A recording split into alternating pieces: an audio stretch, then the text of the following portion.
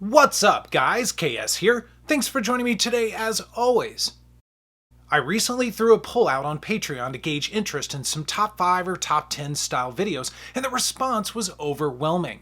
We'll be doing more of these as time goes on, but the winner of the first poll by a narrow margin was the top polymer guns in the collection. Although HK developed the first polymer wonder back in the early 1970s, it was Glock that truly brought these plastic wonders to the masses. Glock won the Austrian Army's quest for a new handgun in 1982 with their Model 17, which is still popular with various professional organizations as well as civilian shooters. Since then, a multitude of manufacturers have dipped heavily into the polymer universe and have become mainstays in the industry. With a huge variety spanning from pocket-worthy to competition stardom, it's hard to deny these plastic wonders their place in the history of handguns.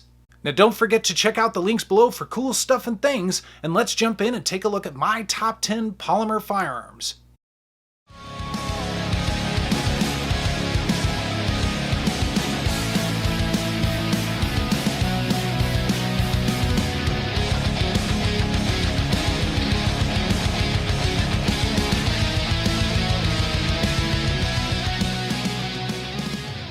Number 10 on the list is an entry from Sig Sauer. This is the P365. I'm sure you guys are all familiar with this. This was probably the most talked about firearm of 2018, even dipping into 2019. And although it's got a lot of outstanding features, I think the thing that sets it aside and gives it some innovation points is the fact that it is 10 rounds and in such a small package. This is basically a pocketable firearm, which is very impressive, but it's got a lot of other features as well. Now it'd be too long, this video would be too long to really dip into all the stats, but the fact is this firearm has been very impressive. Now it ran into a lot of issues, there's no denying that, but I think for the foreseeable future this will be a powerhouse in the polymer market. And now with the new entry of the 365 XL, it's hard to deny this a place in the top 10.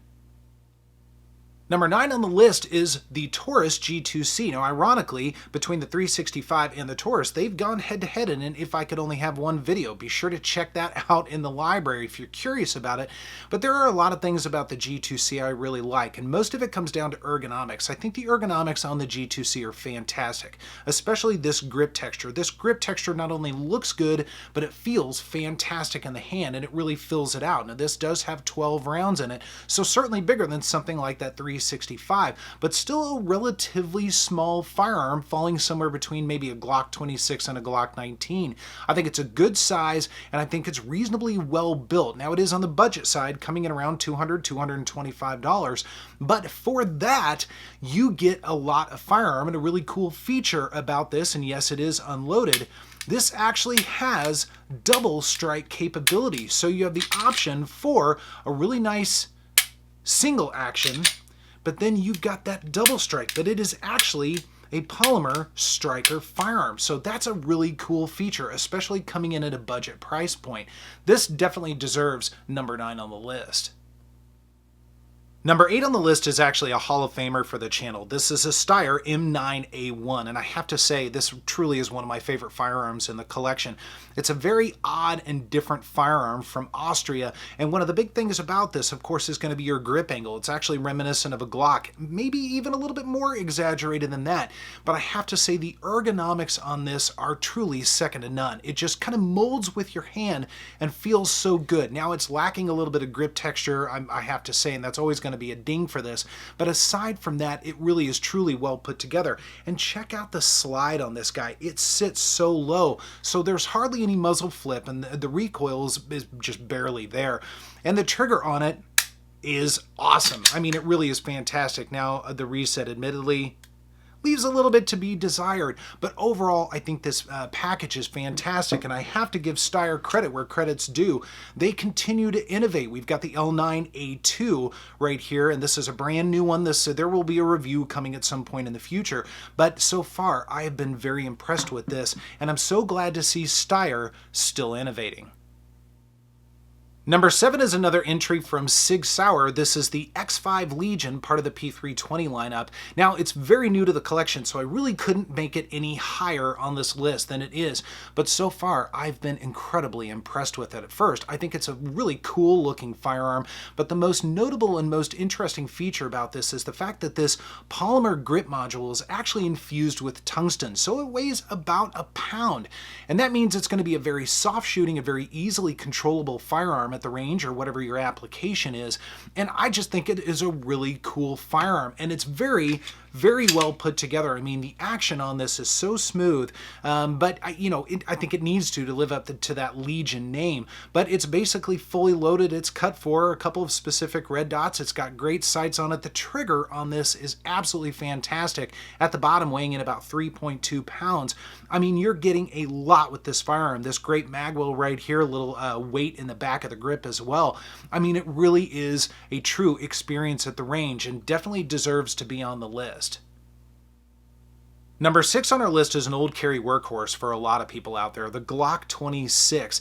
Now, one of the great things about this firearm is the fact that it's very concealable. In fact, this was one of the first deep concealment polymer firearms anyway out on the market, but it also is basically shootable all day long, so you get the benefits of both, and you can go to the range and you can really dial this thing in so you're ready to go if you need to use it. Now, admittedly, it's not the most exciting to look at, but one of the really cool things about Glocks in general, you can basically mod them any way you like and turn them into anything you want. But otherwise, I think the Glock 26 is a fantastic firearm. Now, I walked away from it a couple of years ago, but have basically rekindled my relationship with this, and I'm really glad I did, because it is truly a fantastic firearm. And at the end of the day, if you want to, you can turn it into something like this, Thrash Tactical Polymer 80, one of my favorites in the collection for sure.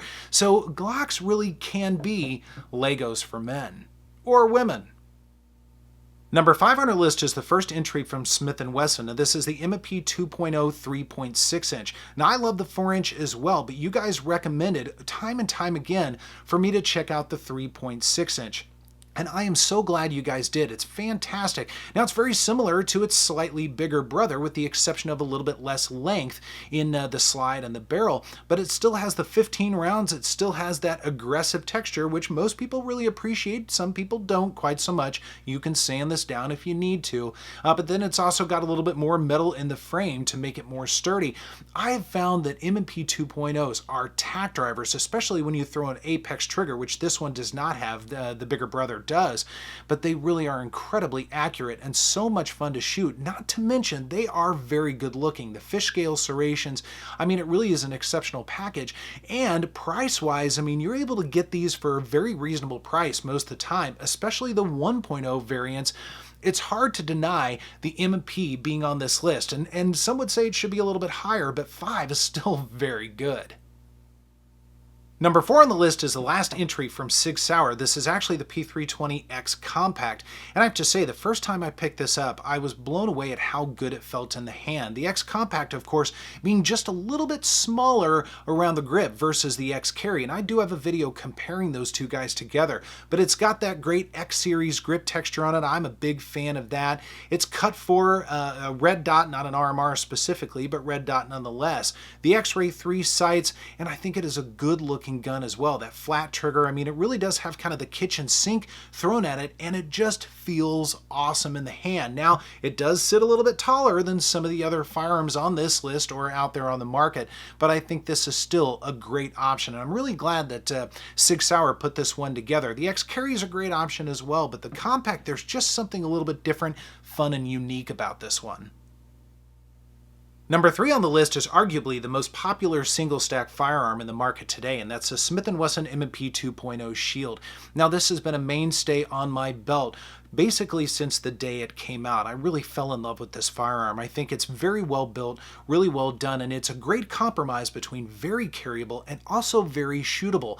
With the 7-round mag in here, and it does come with 7 and 8 rounds, I can get about 2.5 fingers on this, and for a small single-stack firearm, that's incredibly good. Now, it does have that 2.0 grip texture like this in back. I've been playing around with some Talon grips, and I'm sort of impressed, sort of not impressed. It clearly didn't stay stay on the back here very well, so I ended up ripping it off. The rest of it seems to be doing okay, but it did soften it up a little bit because I'll admit the grip texture on the 2.0s can be a little bit abrasive at times, but it otherwise has been fantastic and carries forward that great look that its older brothers or bigger brothers does, especially with the fishscale serrations. Now I've modded this just a little bit with the Apex trigger and some Ameriglow sights and an L2D combat barrel, but even out of the box, the M&P 2.0 shield is absolutely fantastic, and it's a type of carryable firearm that you can take to the range and shoot all day, and it really won't fatigue you that much. That's pretty remarkable from such a small package, and very,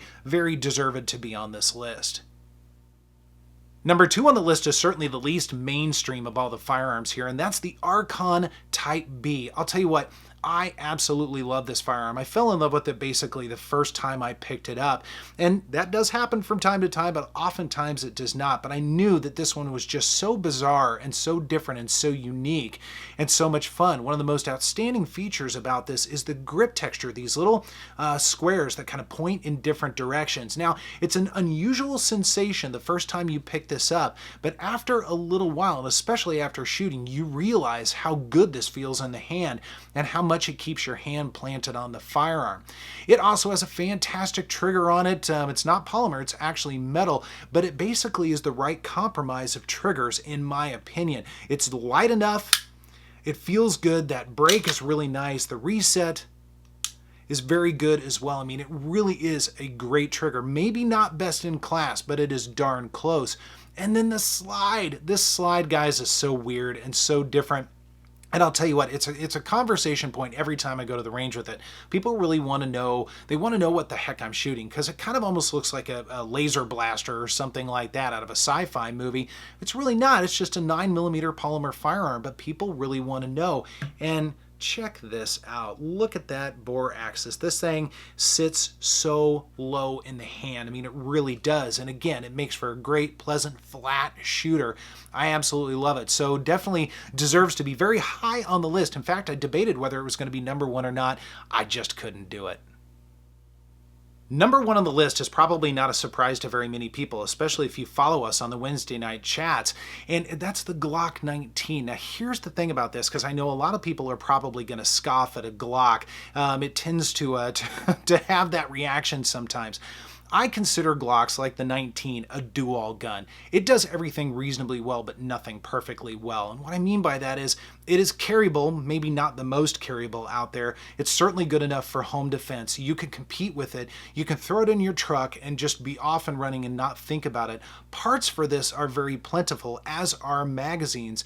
It's endlessly customizable. As you can see, I've done a couple of things with this one, but it's relatively standard. I do have that Williams Gunworks barrel in here. I do have a video out on that. But it's a little bit of everything, and it's tough and it's rugged and it's reliable, and there's something about that I really appreciate. I've always been able to know that when I pick up a Glock, whether it's a 19 or a 26 or any of the others, but especially the 19, I can just pick it up and run with it and not think about it too much. And I love the idea and love actually taking these things apart and kind of tinkering around with them, because it's incredibly easy to do and parts are plentiful. So I have to give credit where credit's due to the Glock 19. It's not the most fancy firearm out there. There are some other amazing options, but the Glock 19 is a great do-all firearm, and I think deserves to be number 1 on the list.